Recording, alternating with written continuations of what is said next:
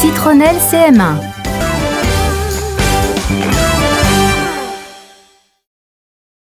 La traversée de la forêt amazonienne. Page 19. La ficelle est un aventurier français.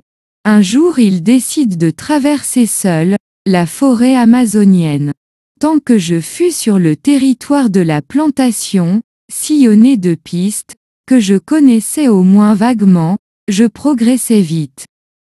Bientôt le dernier sentier effaça.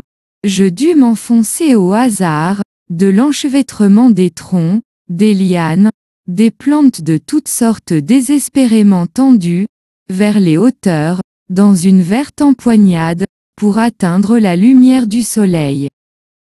Quand un passage se présentait, je m'y coulais, zigzagant au gré de la végétation, qui offrait le moins de résistance à ma pénétration.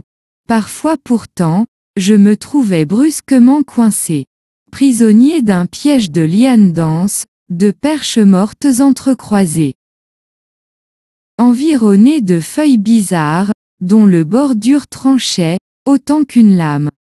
Il me fallait choisir entre revenir sur mes pas, ou m'ouvrir un chemin à coups de machette. Je cognais, coupais alors jusqu'à l'épuisement. D'autres fois, je découvrais une clairière miraculeuse, couverte de ventis. Des arbres déracinés et couchés sur le sol par quelques tempêtes, ensevelis sous une profusion de plantes entraînées dans leur chute. C'était soudain une explosion de lumière, au sortir de la nuit verdâtre. Je riais de plaisir, en clignant des yeux au soleil. Je respirais comme un noyé qui reprend conscience.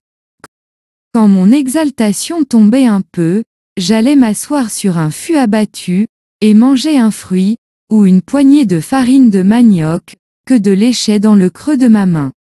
De noirs urubus se posaient dans la clairière et m'épiaient de loin, prêts à se disputer les déchets que j'abandonnerais en partant. Il m'arrivait aussi de rencontrer une piste ouverte par un animal. Sentier presque imperceptible, où je progressais plus rapidement, la végétation cédant devant moi sans résistance.